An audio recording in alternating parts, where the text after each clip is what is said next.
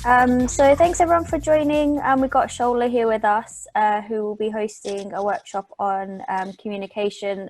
We've kind of structured it around the current situation, so how we can do that online at the moment.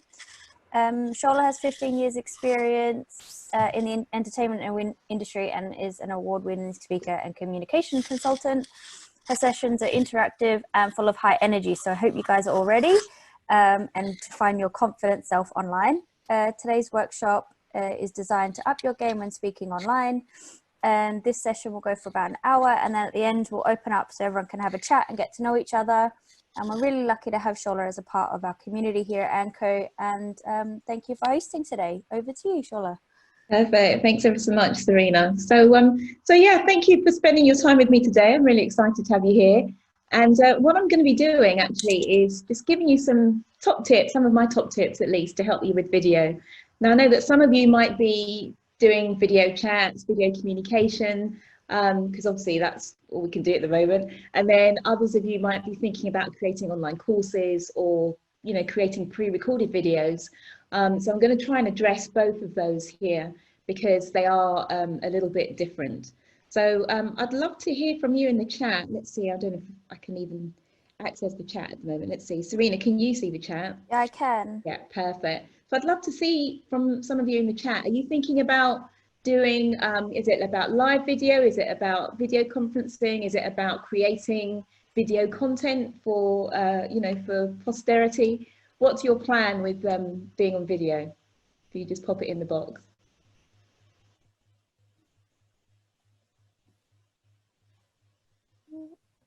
Oh, here we go.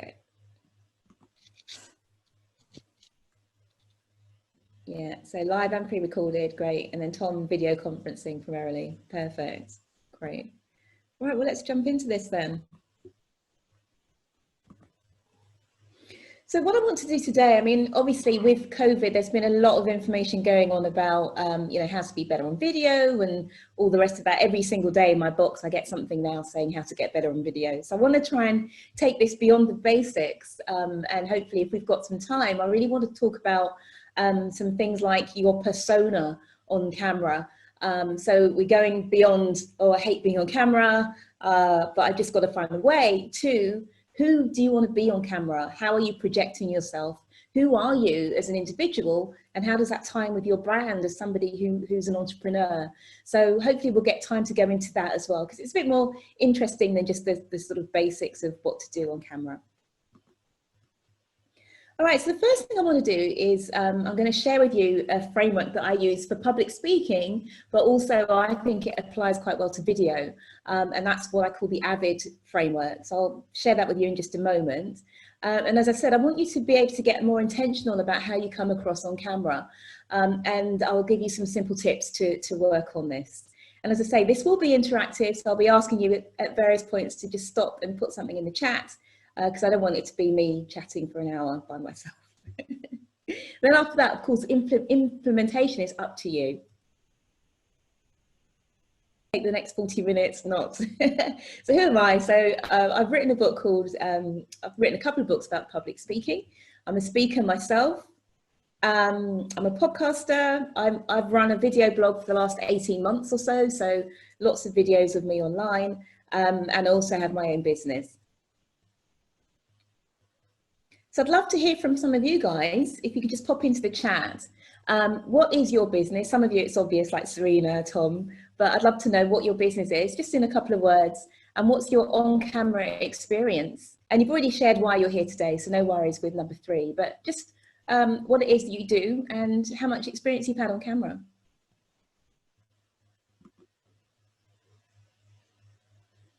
Yeah, design practice, thank you. Anyone else? People already checked out to make their lunch, have they? Okay. right, spend a lot of time on camera, yeah, video calls. Anyone else? We're just in a quick word. So what your business is or what your projects are that you're working on in your camera experience. Yeah, fashion stylist, okay. Lots of video calls and catch-ups, great. Digital consulting, preparing for a virtual convention, yeah, Tom, AndCo, thank you. Yeah, Maninder, okay, delivering training and projects for Facebook and Instagram ads, great. Okay, Abdi, is it Abdi? Did I say it right? Interested to hear the expert, thank you. And Serena, event consulting business. So yeah, we're really running the gamut here, fantastic. Okay, cool. All right, so this AVID framework, anyone know what the word AVID means? A-V-I-D? No? Okay, I'm sure there's someone in the chat that does. Let's see here. Okay, so AVID actually means keen. Let's see if I got it. Yeah, diva backwards, well done, thank you. Okay, yeah, so it does mean diva backwards. And the way this started out is I started working with women initially. So I had this brand that was called Diva. And then I got guys saying, no, I don't like it. I don't like diva. So diva means a word backwards, which is avid. And avid means keen. So to be keen on camera or a keen speaker works just as well as being a diva. So I've actually flipped. And now my business is around being avid. But here's a little framework for you. And if you've ever seen a speaker or a communicator and they're doing okay, but you feel like something's missing, quite often it's because they haven't ticked all the boxes of this AVID framework. So I'll go through it quickly with you now. So first of all, you might see a speaker or someone on camera who's a bit dull, right? They're a bit boring. And so we need to make sure that we're dynamic. We need to make sure we add a bit of punch and a bit of life to our presentations. Even if we're just taking part in a video conference, there are still ways that we can add some punch to what we're doing. So it's about being lively and engaging. Then I stands for being inspiring. And of course, we need to connect with some kind of story, whether it's a brand story, whether it's even what we ate for breakfast, just some way to personalize who we are when we're communicating. V is about being valuable. And so it's giving people good information. And quite often we hear, say with Facebook Live, you don't want to teach too much because then people won't convert over to becoming clients. But even if you're sharing valuable information about, emotions, feelings, what's going on in the industry, all of that can still be valuable to people who are watching. So it doesn't have to be pure teaching and pure content, but just creating some value in some way. And then finally, of course, very important, being authentic. So being your best self, whether it's on a stage, whether it's on the screen, so people actually get a feel for who you are. And it's something people struggle with, I think, on camera, because a lot of people are like, oh, I just don't want to go on camera. So they tick the basics and they're there physically, but they haven't really thought about who they want to be and how they want to project themselves when they get to that stage. Okay, cool. So we've just said this, so we've got this AVID framework, but then there's another layer on top of that, which is when we're speaking on video, which is really about the preparation and about the tech. So I'm not going to go into a lot of detail today about, what mics or what cameras and things to use, because you're all here now, so you've got some way to make that happen, but we will actually just talk about the basics of what needs to be in place. Okay, so this next slide is just kind of very high level. Just some quick tips to be your best self on camera, okay? So one thing that people often don't think about is the actual camera angle of their machine, right? Because if you've got your camera very high up, I don't know if you can see my hand, but if your camera is high up and you're looking up, quite often that can make you look like you're quite submissive. So you see people and they're on screen and there's that little half of their head and then the whole rest of the screen. So it's like me doing this, right? So I look like a little kid, don't I? Okay, so it's not really the best way to come across. So likewise, you get people who are, they're kind of peering into the camera like this, and that comes across as being very dominating, okay? So just things to consider. If you're on a conference like this and you're not running it yourself, it's not such a big deal because you're participating. But if you're the host, I think it's important to, maybe you might need to get a few telephone directories or cookbooks and put your laptop or your computer a little higher up if the camera's too low, okay? Or maybe get some cushions to raise up your seat if the camera is too high. But these are small things that you can do just to change the way that you come across when you're on camera. Another thing is lighting. So quite often people have the lighting behind themselves so that they look like they're in silhouette. Again, it doesn't matter if you're participating, but if you're the host, something to think about. Also things like background. So if you're using Zoom, you can actually put a virtual background behind you. So I could be in the, the Himalayas right now, or on the beach, looking all like I'm having a summer holiday. And they look great sometimes, but other times you might move your hand and your hand gets swallowed up in the background, right? So if you are going to use virtual backgrounds, just play around with them first before you take them online, because some backgrounds work better than others. Things that you must have in place: you must have decent sound. I was on a webinar a couple of days ago, and it was all about how to be better on camera. And one of the hosts had that sound where it kept sounding like a Dalek, you know, like, and then it came back. So if you're hosting, you've got to make sure that you've got a decent sound. It's quite cheap to get a, you know, like a little lapel mic, or just use, you know, your phone headset. So just make sure you've got good sound quality. Now, another thing that this is something people don't think about as much, but it's their voice. Okay, I was working with someone recently, and she's got a very gentle voice, but she's managing, you know, she's a manager at her company, and people don't take her as seriously as they could because she's got this very gentle way of speaking.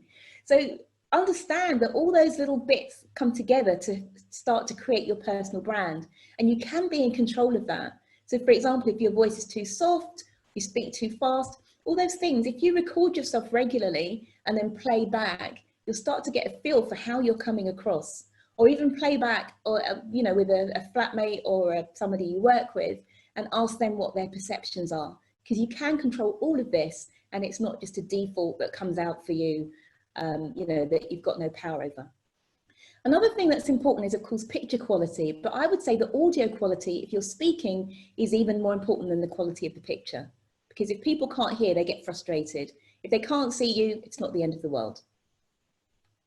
Now, another thing is your appearance or not, okay? So some people, you know, they might be listening to a conference, they put, you know, not to single you out, Melinda, here, but they've decided they don't want to appear on screen because they might be busy doing something else, might be in their dressing gown, you know, no makeup, whatever it is. So they've decided to not appear. So again, this plays a role, okay? Because people might be thinking, oh, you're checked out, you're not participating. And if it's important for you to be seen as participating in a particular conference, you want to make sure that at the very minimum, even if you're not actually appearing there on the screen, you can, in Zoom, you can actually take a photograph and set that as a background. So at least people can see your face, even if you're not there live on screen. Okay, so that's another thing that can be important. Did I see someone put something in the chat there? Serena, I don't know if someone put something in the chat, but feel free to. Okay, yeah. Yes, Miranda's got little people running around. Okay, fair enough. Yeah, and yeah, Charles, yeah, some of the Zoom backgrounds make you disappear, exactly. So that's going back to the point I made before. So you've got to choose the right one, definitely, or don't have one at all. Perfect. And then also your competency with the medium. So most people are using Zoom these days, but obviously this is not the only platform, but whichever one you choose, make sure you know how to work it, okay? There's tons of videos on YouTube on how to work Zoom, and I'm sure on how to work all the platforms. So just, they're not difficult, so just spend 5-10 minutes making sure you know what you're doing.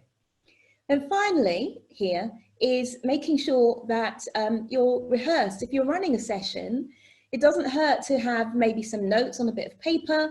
Some people will have post-it notes and they'll actually stick them on their screen next to the camera, so they can actually look at the camera and see what their cues are and their prompts, okay? So whatever you need to help you, it doesn't mean you've got to have memorized everything you're going to say on your Facebook Live. You can have notes. There's nothing wrong with stopping and saying, oh, let me just look at my notes here, and grabbing a bit of paper and looking. That's completely fine. So don't feel you've got to get an auto cue or, you know, be super fancy, because even auto cues can make people look really stiff or can be fiddly. So there are other ways around this. Okay, let's move on to the next slide. Okay, so the first, in my little AVID framework, A comes first. So it's about being authentic. So we're going to look at some ways to be more authentic when you're speaking on camera. So let you shine through.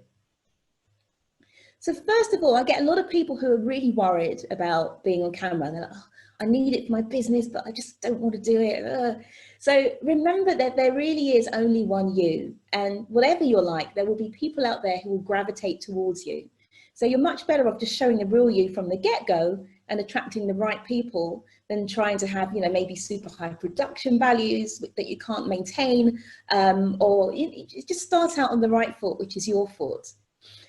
So I said here, do it your own way, do it in your own style, and be confident of that. and know yourself and your values and let them shine out. So for example, if you're somebody who loves personal growth, maybe you're going to use personal growth stories to pepper your business stories, you know, your business conference. Or if you're somebody that likes a certain sport, maybe you're going to share stories about that sport as an example of things that you've done or what you've learned. So just don't be afraid to let yourself really kind of seep into whatever you deliver on video. Okay, so I call this the 3-word manifesto, and this is really starting to get very intentional about who you want to be, and it kind of starts to go into, you know, personal branding really. And these words that I've got here, there's just a tiny sample, are if you look online for things like values or personal values or business values, you'll find lists of hundreds of different words. And if you have an idea of what your values are, that will really help you with all your communication, not just on video, but all of it. So for example, some people might say, oh, I want to come across as happy, clever, and witty, okay? So that's going to affect the kind of language they use or the way that they want to project themselves on camera. Others might say informative, powerful, okay? So if you're powerful, you might be one of those who wants to kind of lean into the camera and be higher up and have that dominant effect, yeah?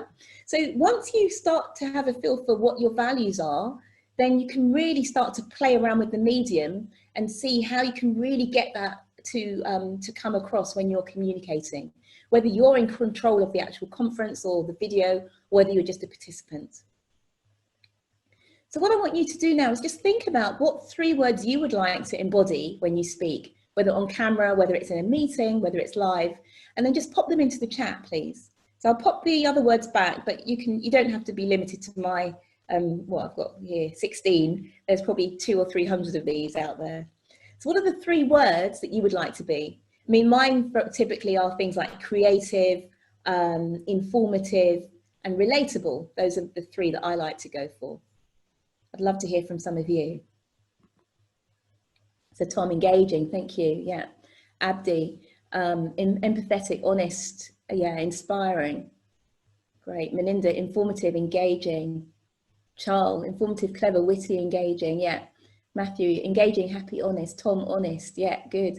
Serena, fun, creative, and informative. Yeah. So you can start to think about how can you create that experience for your audience when you're on camera. Maybe it's the slides that you use, relatable, thanks Tom. Maybe it's the slides you use. If you're relatable, maybe you're never going to get sort of dressed up formally to go on camera. You're always going to be quite casual, use very casual language. How is that going to come across for you? So something to think about, okay? Let's move on. Okay, so quick tips before we move on from being authentic. So as I say, if you possibly can, show your face. If you can't show your face, get a photo and have that as your background so people can at least connect with who you are. As I talked about, camera angles, taking part in the polls, the survey, the chats, because no one, you know, lurkers are all very well, but, you know, if we're here to grow our business or to participate, it's really great to take part. And then also virtual backgrounds, great. Okay, so if you're somebody who doesn't really like to be on camera, there's a great little exercise which is called the Flip It, the 10-10 Flip It exercise, which is really good for confidence. And all you've got to do with this exercise is you've got to come up with 10 reasons that you use to hold yourself back from being on camera.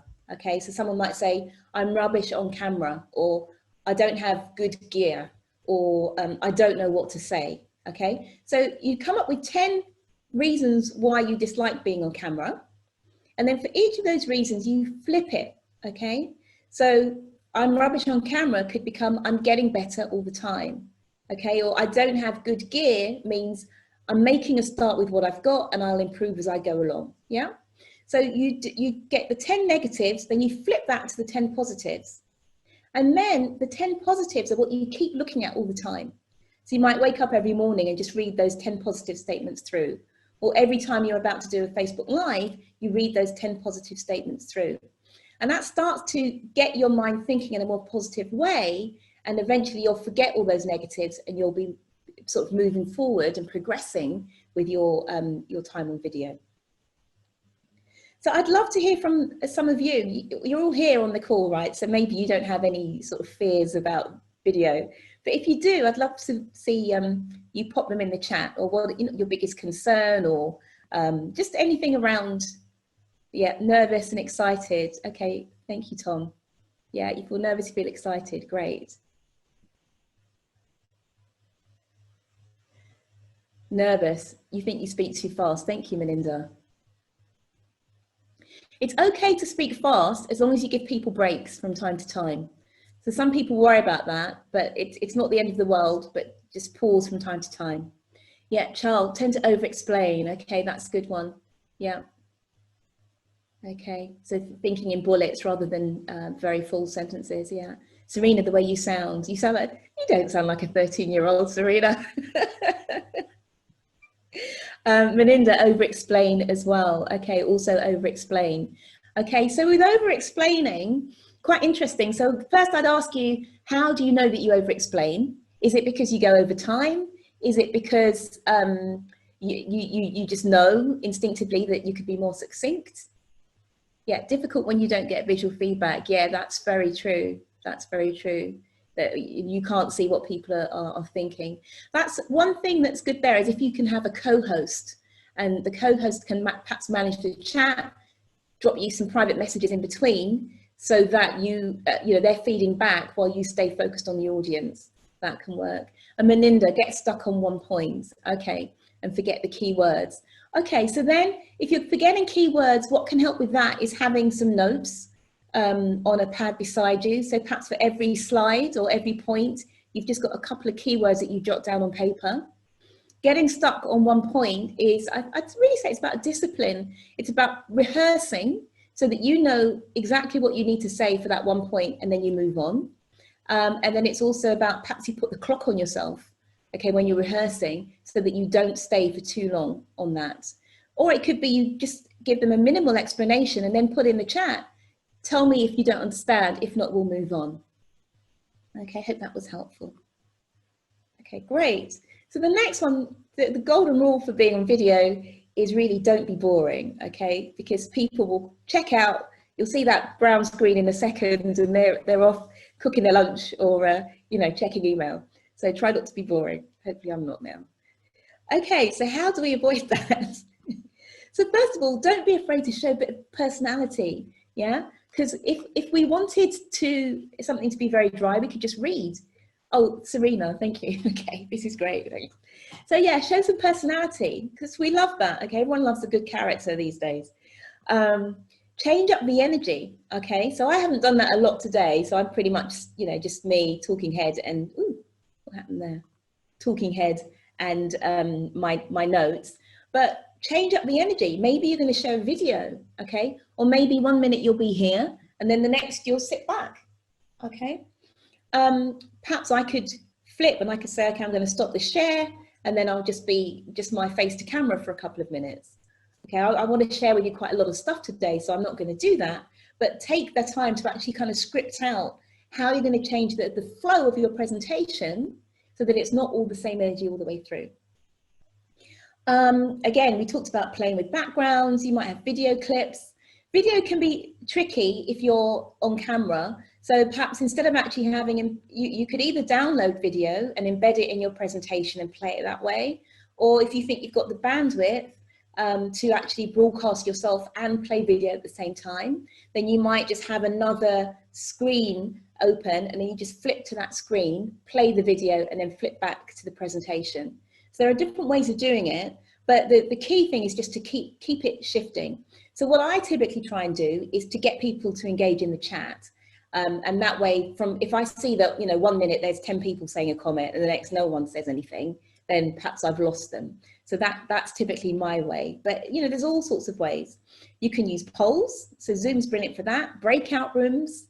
Okay, you can have chat, as we've done. You can have a co-host, so that if you want to, you can just hand to the co-host while you get the clip ready. Okay, you can do things like get people to put their hands up if they've got questions or if they agree. There's a lot of things that you can do. So I'd like you to put now in the chat, maybe you do this already. So if you already do change up the pace, put in the chat how you do it. Or if you're thinking of ways that you can change the pace in your next presentation, share in the chat what you're thinking to try next. Okay.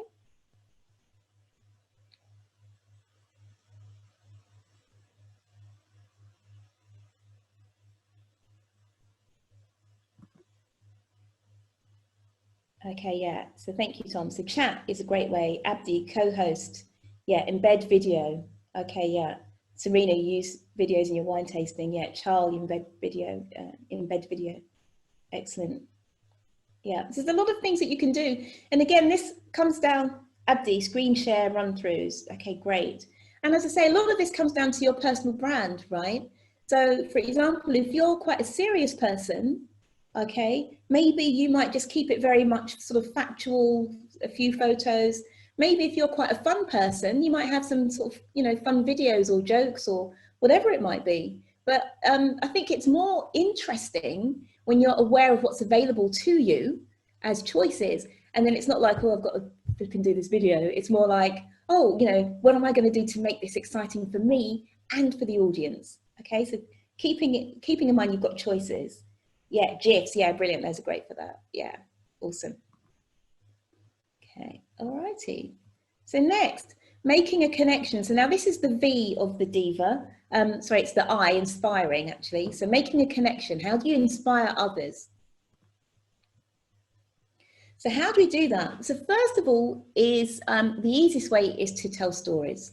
Okay, so it might just be a little, you know, like a tidbit. Some people don't like telling stories about their life and, you know, what motivates them. That's fine. You might just say, when I was eating my pancakes this morning and thinking about today's video, ABC occurred to me, right? That is enough for people to connect. They might think, oh, they like pancakes too. Oh, brilliant. And there's a connection, yeah? So it doesn't have to be, oh, when I was 5, my parents got divorced. So, you know, it doesn't have to be at that level, okay? Your emotion and your vibe, yeah? So again, we've talked about this already, but what kind of images are you going to share? Will you have images that all have a certain kind of brand color? Videos, you know, what kind of videos will you share? What's your intention behind this? How can you connect with people so that they get to know who you are and they can get to know and like you? Another big one here is you-focused language. And this is, I wouldn't say it's massively subtle, but if you ever go and see a speaker and they're like, oh, when I climbed Mount Everest and I found it was really difficult and I did this and I did that, okay? Too many I's create a barrier between you and your audience, okay? Because it becomes all about you as the speaker, and then the audience is just like getting a few crumbs that are left on the floor. So what you want to be doing is using as many yous as you possibly can, okay? So instead of me saying, I climbed Mount Everest and it was really hard for me, I might say, have you ever had a big challenge come up in your life? Well, for example, I climbed Mount Everest and it was tough for me. What was the big challenge for you? How did it change your life? Okay, so everything that you say has somehow got to be reflected back to the audience with that you, so that they're coming with you on a journey rather than it being all about you. Hope that makes sense.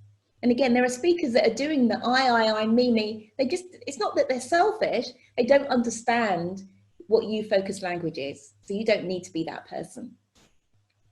Another one is to look in the camera.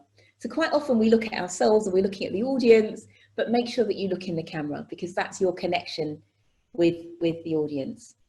Another one here is vulnerability, okay? You don't have to be perfect. And quite often, as individuals, we prefer to see people who aren't perfect.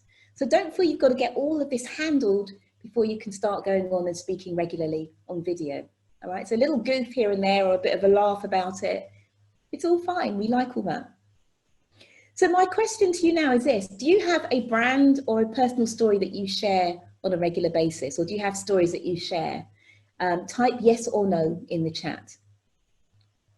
And while you're doing that, I'll share one of my stories, which I didn't actually share at the beginning.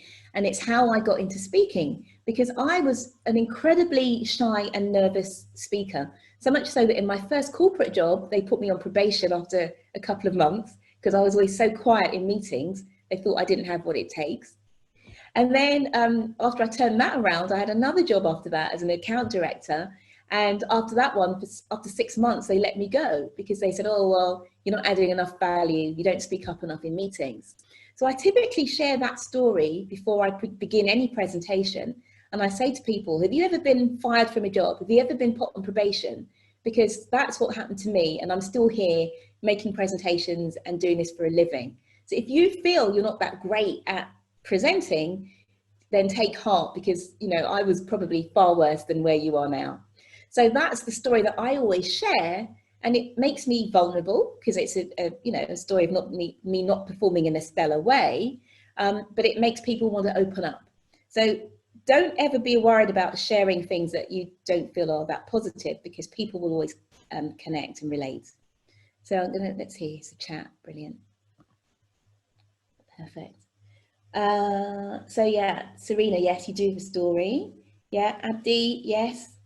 Charles, okay, not really thought about it, to be honest. Okay, Tom, generally no, depends on the situation. And Matthew, yeah, sometimes yes, sometimes no. Yeah, it's got to depend on the situation. Sometimes it's right for that, sometimes it's not. But it is good to have a story, you know, in the handbag or in the hand, just in case you need it. Okay, great. It keeps going blue here. All right then, so now this is on to V, which is about being valuable. And I've got here, share something useful. So some tips to be more valuable when you're on video, especially if you're actually doing a live or you're creating content for people that they can consume anytime, is have a structure. I can't remember the number of times you listen to someone's Facebook Live and it just seems like it's just going all around the houses and there's no rhyme or reason, and you're like, well, how much longer should I stick with this? How much longer? And then you're like, I've got to go, right? So if you have a structure and you signpost that structure from the beginning, people will know what the value is for them in sticking around, okay? Or even if you're running a video conference, there's no reason why you can't say at the beginning, this is the agenda, this is what I'm going to cover. So people know that their time's not being wasted. As I said before, even sharing emotions and feelings can be valuable if that's the intention behind your communication. And make it clear from the get-go what they will get from sticking with you. So I'm going to share with you like a little framework now that I use when I do my videos. And as I said, I've been being a vlogger for about 18 months. And I used to hate doing videos. I really hated it. But once I had a structure, it just made life a whole heck of a lot easier. So there are many different structures you can use. This is just one, but this is one that I've used for 18 months. So the first thing I will do is I'll say to them, hey guys, I'm going to talk about X, Y, and Z today. Have you ever wondered about so-and-so? I'm going to answer that question in just a moment. Okay, so that means that anybody who's just casually watching that video, within 30 seconds or a minute, they will know, maybe less than that, 20 seconds, they'll know what the benefits are to them of staying around. Okay, because if I started with, oh, hi guys, I'm Shola, I'm etc., a lot of people they won't hang around for that, right? They're gone. So tell them instantly what is the value you're going to get. Okay, at that point, you can take a moment and introduce yourself. Hi, I'm so-and-so, my business is called blah, blah, blah, etc. Okay, just quick, but then you can take a moment and introduce yourself. Then what you want to do is you want to share whatever the content is. But ideally, if you're trying to establish yourself, maybe as you know, as the business that you run, you want to establish your credibility, what you can do is give a bit of context. So for example, I might be sharing my top tips on public speaking, but before that, I might say, oh, I've just come from working with a client of mine in the city, and he called me because X, Y, and Z, and I share with him these tips I'm going to share with you now. So that little bit of context will position you as an expert, position you as, you know, however you want to position yourself, as a fun person. It will position you so people know that you're not just, you haven't plucked them out of a book, or you haven't just read something and then to try to regurgitate it. This is information that you've got from, and you're setting it in a context. So then after that, you can share what you're there to share, okay? And then finally, you can summarize. It may be very quick. So I've just taught you about so-and-so, so-and-so today. If you want to find out more, go to my website. If you want to find out more, drop me a DM, okay? But have a call to action at the end. It might be as simple as liking the post, okay? Or, you know, sharing it. But it's always good to give people something to do next, right? So this is one of many, many different frameworks. There are tons of them out there, but this is one that served me quite well over the last, you know, 18 months or so. Any questions about this? Sorry, I saw something in the chat. Let me have a look. Okay, the hover's not working. Here we go. Yeah.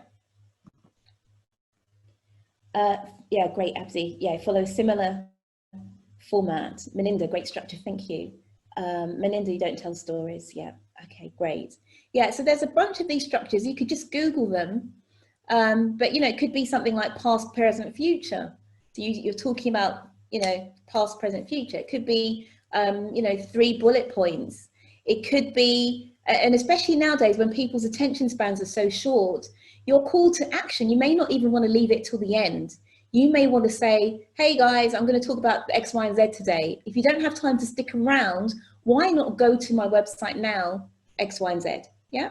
And then you go into it after that. So a lot of people, as I say, people are time crunched these days. So feel free to pop your call to action in very early on. Okay, moving on. Okay, so now more tips and advice. Sorry, something in the chat here. Let me have a quick look.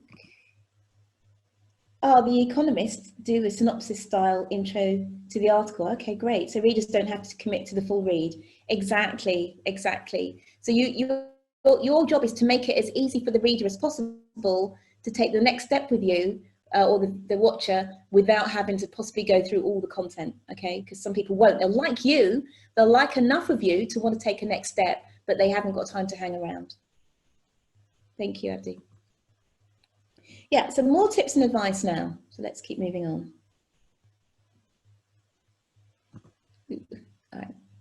So some people they're thinking about creating online courses or, you know, a load of video, and they're thinking, oh, well, I just don't want to have to speak freeform. Let me use autocue. Now, I typically think that when I see people use autocue, they look really wooden and they have that kind of deer in the headlights thing going on, okay? And if you're good at reading autocue, you might get it right first time around, but think of the time involved. You've got to script out the whole thing, right? You've got to set it all up in the autocue. You've got to then read it in a way that looks natural. So I suggest that instead of doing that, you make a few notes, a few bullet points, put them on a post-it, stick them on the screen next to your camera, and then work that way. Now, at the beginning, you will probably make some slip-ups, but ultimately you will get much, much stronger at speaking naturally. And if I'm honest with you, I'm a professional speaker. The thing that has helped me the most with my speaking is using bullet points in video, because it helps you realize that you can go on, you can continue. You might fluff a word, the world didn't end, keep going, okay? So if any of you are thinking of doing some speaking, then this is an excellent way of improving your public speaking as well, it really is. Some people like to do free form and then just go through afterwards and cut out all the mistakes. That's fine as well. But as I say, I don't particularly enjoy doing videos, so I want the one that's the least pain to get done and to get sorted. So I always use this third one here: structure, make a few notes, get better and better with time. You might mess up a bit at the beginning, but ultimately it will really pay off for you. Okay. That keeps going blue for some reason. Okay, so the benefits of bullets versus scripting, again, you know, I've said it improves your flow, gives you confidence because you know you can handle anything, right? It prevents you from being a perfectionist. Because I've had people, I've been coaching, I've said, oh, send me a 1-minute WhatsApp video just as a bit of homework. And they'll say it took them 9 times to get a 1-minute WhatsApp ready to send off, okay? That's not efficient. So the better you get at using this kind of free-flowing style, the quicker it's going to be for you. I think someone put something in the share, let's see. Okay, come to it in a minute. So before you record, questions to ask yourself: what is the point, right? Why are you doing this bit of recording? What's the point? Review your structure and review the summary, so your little notes that you've got. And then you want to take a couple of deep breaths to settle yourself, okay? Stand up tall or sit up tall, okay? Because if you're slouched, it's kind of clear, your posture's clear on the screen, so try and kind of sit up tall. And then think to yourself, I'm going to create something amazing. I'm providing a service for people. I'm here to educate and entertain people, okay? If you're pure of heart and you've got good intentions, then you should feel really encouraged and positive about what you're doing. It keeps going blue here. Okay, how do you record it? As I said, try not to keep stopping. Because if you say to yourself, every time I say a word wrong, I'm going to stop and start again, you are training your brain that there's nothing wrong with screwing up, right? So if you just force yourself to keep going, even if you know you're not going to use that take, if you force yourself to continue on, okay, you're training your brain, okay, we'll just get through this, and you'll end up making fewer mistakes. Record several takes. So even the practice one might be the best. Quite often you'll say, I'll do 3 takes and I'll keep 1 or 2, the second or third one. Quite often the first one just has that certain energy, and that's the one that you'll use. So keep all of them, don't delete them until you actually know which one you want to keep. If you are deciding to edit, then what you can do is when you speak, if you make an error, if you clap your hands, what happens is on the waveform of the audio, you'll see like a spike for the clap, okay? So it makes it easier for you to see where the mistakes are, because you can just scroll through. When you see a spike, then you know, I've got to edit this bit here. So you listen to that bit, do the edit, and then carry on. So that's a really easy little way to just know where you've made mistakes. Okay, Serena, sorry, I've seen a couple of things in the chat, but it's it's not popping up for me. Did anyone say anything just recently? Yeah, Tom's asked, can you practice too much? Oh, good question. Yeah, I think you can practice too much. Because, you know, when you see someone and their eyes are kind of a bit dead and they're like, oh, like a zombie, right? And I think that's, you lose that kind of vibe of, oh, this is exciting. Is it going to go okay? When you're too practiced, okay? But on the other hand, for example, with TED Talks, they say that you've got to memorize the entire talk. And then you've got to be in a position where it's memorized so you can be with the audience and enjoy being with the audience in the moment. So I think you can practice too much if it's kind of dull and flat. But if you practice so much, you've just got it inside you and then you're just having fun, that's kind of the next level on from there. Does that make sense? Yeah. Okay, thank you. Were there any other questions? Okay, I've got a few more bits in the chat here. Okay. Yeah, can you practice the clap is smart, thank you. We use our mistakes as opportunities to joke. Yeah, excellent. Thank you, Andy. Helps ease and relax the person we're speaking with. Yeah, we laugh at ourselves a lot. Exactly. Laugh at yourself on camera. You know, I always make little jokes and I laugh when I'm doing my video blogs. And it just helps to relax you. Yeah. Okay, good. Let's keep moving. Yeah, so here's just a little picture of a waveform here, but you'd see a spike where you clapped, and then you can just zoom in on that section and just cut it out. Okay, memory aids. So first thing, as I said before, it's okay to look away from time to time. So if you feel you've got to look at your notes or you're looking at your little post-it, it's okay, right? Some people will have a whiteboard set up behind them so that they can just glance up to the notes on the whiteboard and then look down again. Some people will have something on their laptop and they've just got one little part of the laptop screen open for the video and then the notes on another window on their laptop. Some people will have a TV screen. There's all sorts of ways you can prompt yourself. But I would just say find the easiest, most low-fi way, most low-tech, so that you just get going. Instead of saying, oh, I've got to wait for my auto cue, it's going to, etc. No, just start now. Okay, stay focused. So remember what it is that you're there for. Remember the summary or the call to action, okay, and stay focused on that. As I say, keep your eyes on the lens. And one thing that's a really nice little trick is to imagine that you've got a loved one or a dear friend behind the camera, so that the camera is actually like a warm presence for you, rather than it's, you know, like an adversary or an enemy, okay? Also, speak to one person. So if I kept saying things like, well, all of you today, all of you here, how many of you, etc., then that kind of depersonalizes your experience. So speak to you in the singular if you possibly can, okay? Because all of you are individuals watching me today. You're not a big mass all in the same place.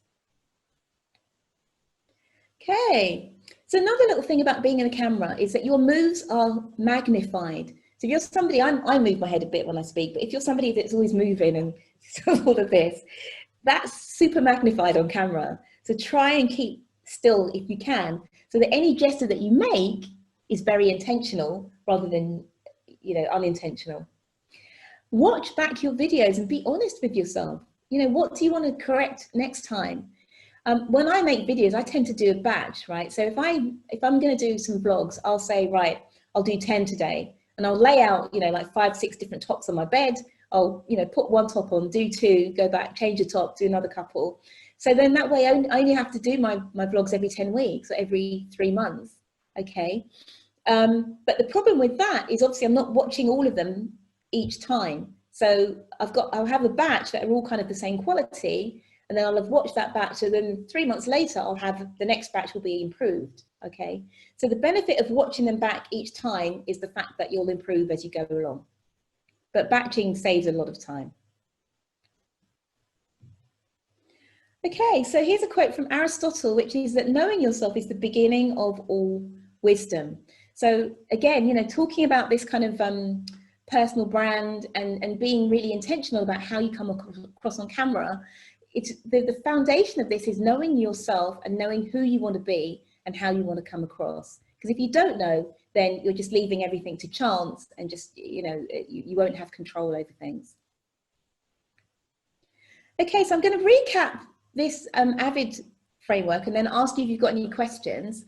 And then if you want to, I've got a little bit more, which is on sort of archetypes and personas. So just looking quickly at those, or we can break off now and just do some networking.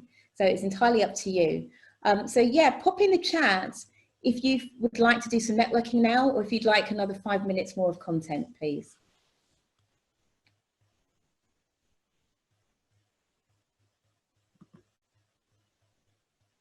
Okay, Charles, more content, great. Yeah, content, Tom. How do you put the offer without being salesy? Yeah, okay, that's a good question. Yeah, content, okay. Great, all right then, so I think content is one. Yeah, so this is a really good question. I think it was Melinda that asked about not being too salesy when you're doing your sort of video presentations. Now, I think we've probably all seen those webinars, you know, where they've all got that sort of Russell Brunson formula where there's like certain phrases that they'll always say, and it's like, oh, you've read that book as well, have you? So there'll be, they'll talk about how much it potentially could cost, and then they'll say, they'll kind of make a frame of reference. They'll say, oh, well, I've been training for 20 years and I must have spent $1 million on training. And so you're like, oh my gosh, how much is this product going to cost? And then they say, but for you, it's only going to be, you know, $1,000 or something. So there's all sorts of tips and tricks that these people use when they're doing their webinars. Okay, someone else, let's see, here's the chat. Yeah, oh, a good framework for not selling. Yeah, I'd love to see that. As Abdi said, he's got a good framework for not selling that he's going to share in the Slack. Yeah, perfect, thank you. I'd love to see that too.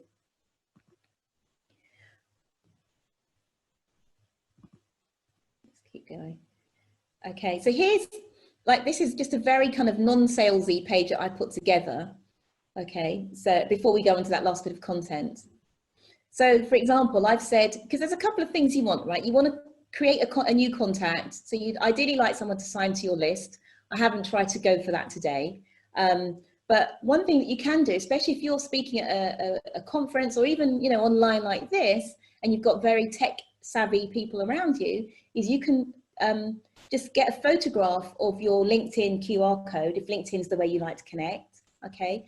Pop it on screen. This works at conferences as well as on video. Pop it on screen and you can say, hey guys, why don't you connect with me on LinkedIn? You can even give them an incentive. So in the past, I've said, I'll give you a free PDF if you connect with me on LinkedIn. So people can grab their phones, they'll scan your QR code. And I've literally been at a conference speaking to 1,000 people and I've said, connect with me. By the time I've stepped off the stage, I've had 300 new connection requests. So this is a really, really great way to connect with many people at a time if it suits you. Now here I've done an offer today, very kind of non-salesy, you know, not framing it at all.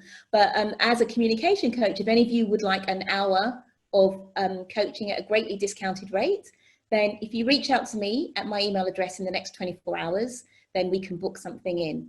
So that's a very kind of non-salesy offer, just something kind of more relaxed, because I think the webinar format, if you're doing a sales webinar, then you can do the bit of teaching and then the big build up and then the reveal of this is the product and so on. But I think people these days don't necessarily want to hear all that. I think the webinars that are doing well are often very short ones, like 20 minutes, half an hour. Okay, they're quite compact. So those kind of big, like 2-hour long webinars, I think those days are over. So if you can find a way to promote what you do that's kind of, that gives value, but at the same time isn't too kind of sleazy and salesy, I think that's more successful these days. Okay, someone put something in the chat. Okay, I'll have to come back to it. Sorry, the chat doesn't always work for me, so I have to find it, strike when the moment's right here. Okay, so let's move on to this content I was going to share with you. So the last thing I want to share before we stop is I talked a little bit about personas and archetypes, and I want to share with you 4 different archetypes which you might find useful for speaking and for speaking on camera. Okay, here we go. So I had Q&A, we'll come back to that. Yeah. So, okay, a couple of things. So the first thing is about gravitas and relatability. So this again goes back to personal branding, okay? Some people naturally have a lot of gravitas. They've got a lot of presence. They come across as being very serious, very solid, okay? And then other people come across as being more kind of sort of what we call more relatable, which is kind of maybe more fun, more friendly, more like the person next door than like like a politician, let's say. So those are the 2 spectrums, the 2 ends of the spectrum.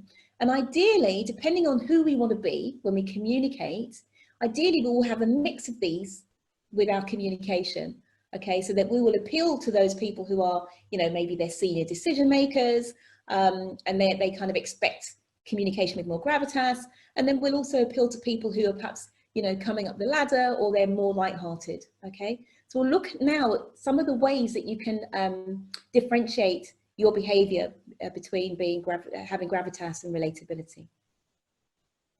And one way we often compare this is cats versus dogs, right? So cats, if you think about cats, they're kind of very independent. They don't always want you to pet and stroke them. They do their own thing. So we look at cats as having a lot of gravitas versus dogs, they always like to be stroked, they wagging their tail, etc. So that's relatability. So how do we see whether somebody's got a lot of gravitas, whether they're a cat or they're a dog, okay? So someone who tends to be a cat, when they communicate, they keep their head very still. Okay? Their weight tends to be very balanced, okay? When they speak like a newsreader, where the inflection comes down at the end of the sentence, right? When they're speaking, they will typically have their palms down, right? So palms being showing to your audience is saying, hey, trust me. You can trust me. I want you to like me. Whereas palms down is more saying, I'm in control, okay? So it might be just calm down, everybody. I've got this under control here. That's very cat-like behavior. Their voice is sending out information. It's very directive, right? Versus asking questions. And when they listen in silence. So you may have people that you speak to on the phone and they're listening like that, which can be disconcerting. Whereas a cat will be deadly silent when they're listening to you. So that's that sort of gravitas behavior.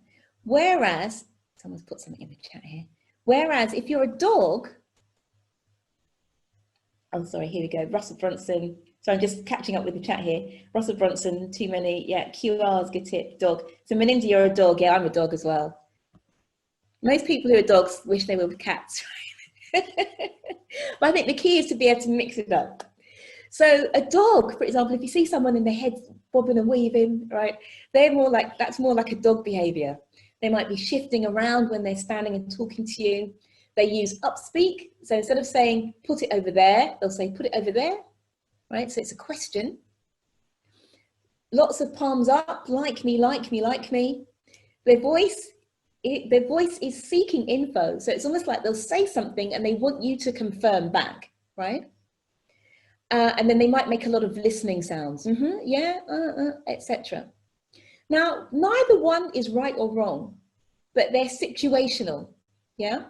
For example, I used to go to a speaking club, and there was a woman there who was a fantastic public speaker. She was a massive cat. She had tons of gravitas, but she would scare people. She was so like, when she spoke, people were kind of sitting back afraid. Okay, so you don't want to scare people.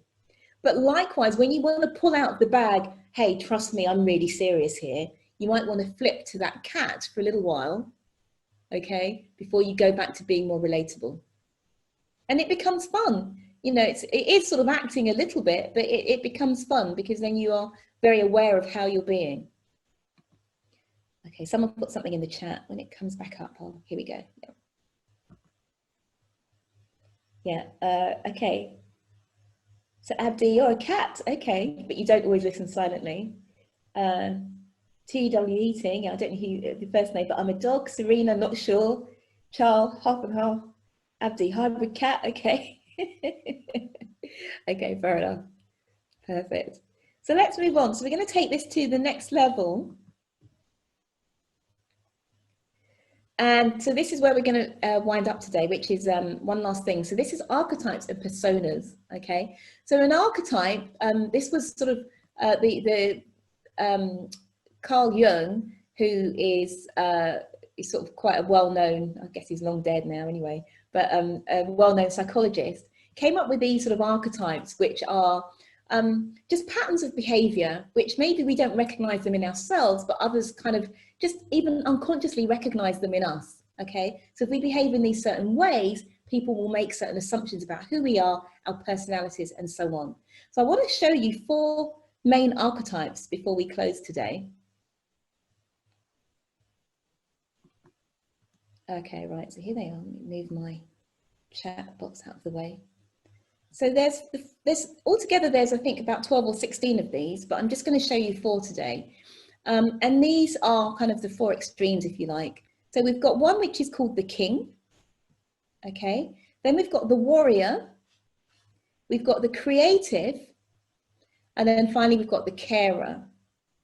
Okay. So as I'm going through these descriptions, start thinking about which of these you are, and think about, do you want to be that one? Okay. Maybe you need to mix it up a little bit, or maybe it's good to be a king in certain circumstances, but it's better to be a carer in others, okay? So start thinking about that. So king, okay, so typical king, let's say you go to the nightclub and there's a friend there that's in a shirt and tie, right? Or someone who's dressed very formally. That tends to be someone who's a king. They like formal dress, right? They tend to be very reasoned and very wise, okay? They're kind of in their head a lot. They're thinking about things, they're quite logical.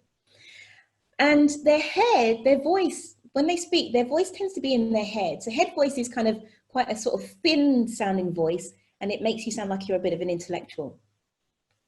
Now you can use this king archetype when you want people to think, when you want people to step back, see the big picture.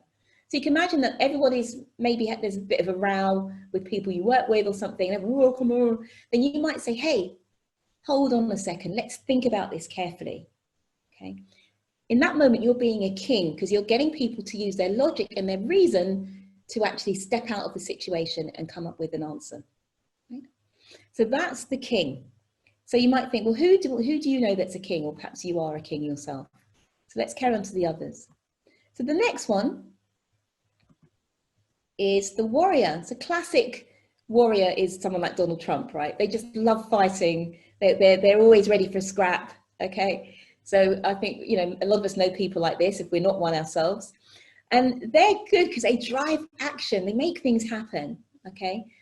Just because you're a warrior doesn't mean you're like Donald Trump. So it's okay if you are a warrior, it's fine. But they're challenging as well. And they don't care. They'll take anyone on, right? They tend to be quite, woo, right? Very staccato, punchy voice, very from the gut. Ooh. Okay, so even if you aren't a warrior, you can go to this mode if you want to move things forward, right?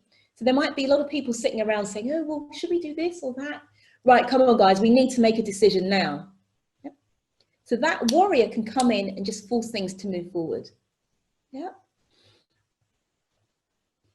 So the next one.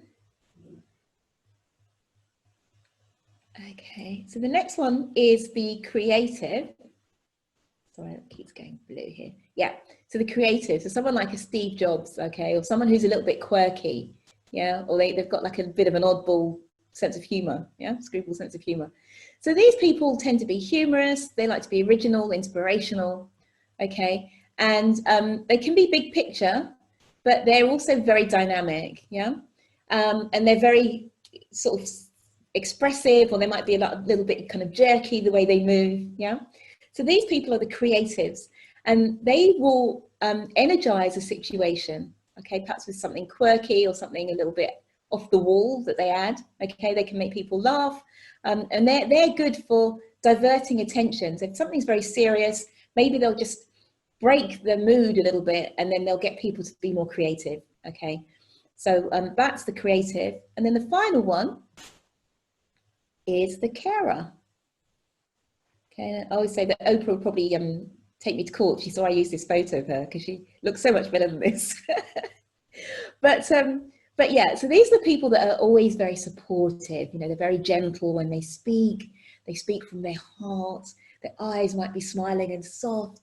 Okay, the voice is what we call in the chest, in the heart area, so it's emotional. Okay, so this is a good way to be if you want people to, you know, maybe think about an emotion that they're feeling and to trust you with their emotions. Or for example, if there's been a row and you want people to kind of get back together and make up again, this is a great place to come from.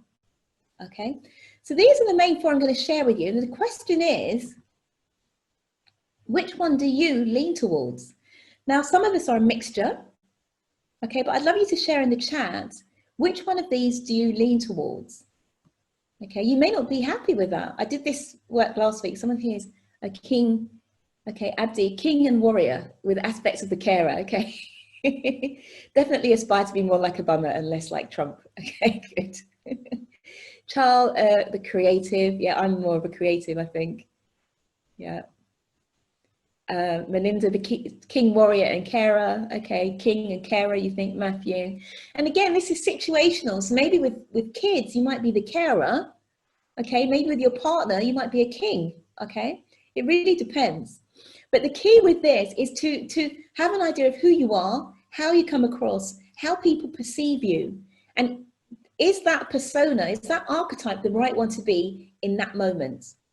Because if you've got a client who's maybe a king and you're a warrior and you're like, yeah, come on, let's do this, that might put that person off.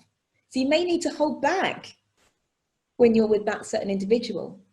So this is just a tool for you to actually kind of take that bird's eye view of who you are and decide if that's the right way of being in that moment.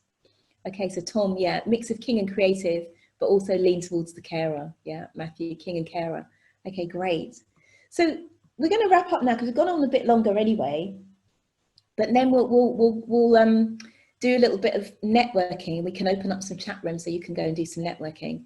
But before then, I just want to wrap up this part of things with a couple of questions for you. So I would love to hear, first of all, if you have any questions for me, or if you don't have any questions, then just pop into the chat. What was the main takeaway for you from this presentation?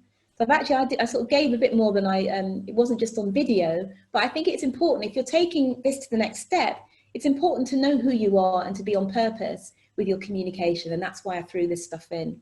But yeah, I'd love to hear from you if there are any questions or what was the main thing you took away. If you're going to implement one thing after today, what is that thing that you're going to implement?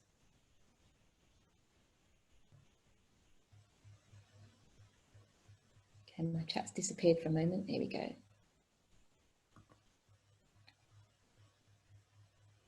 Oh, thank you, Abdi. Serena, thank you. Yeah, Melinda. Oh, you heard me, women in data. Great, thank you so much. The exercise, the 10-10. Okay, great. Yeah, that really helps people. Charles, thank you. Yes, awesome. So, so in the spirit of being a businesswoman, I'll just flip back again to my slide with my offer. Sorry, Shola, Tom has a question for you. Did you Oh, okay, great. Yes, can you read it for me, please? Yep, you mentioned you struggled with confidence and public speaking initially. Do you just coach yourself out of it, or did you have a mentor or coach yourself? Oh, good question. How did I get out of the fear? What I did, I didn't have a coach. I actually took up singing. And through singing, I got used to being in front of people, and then that gave me the confidence to get on stages and to start speaking. So it was almost like I kind of had to break away from this and then come back to it when I'd actually done that work on myself.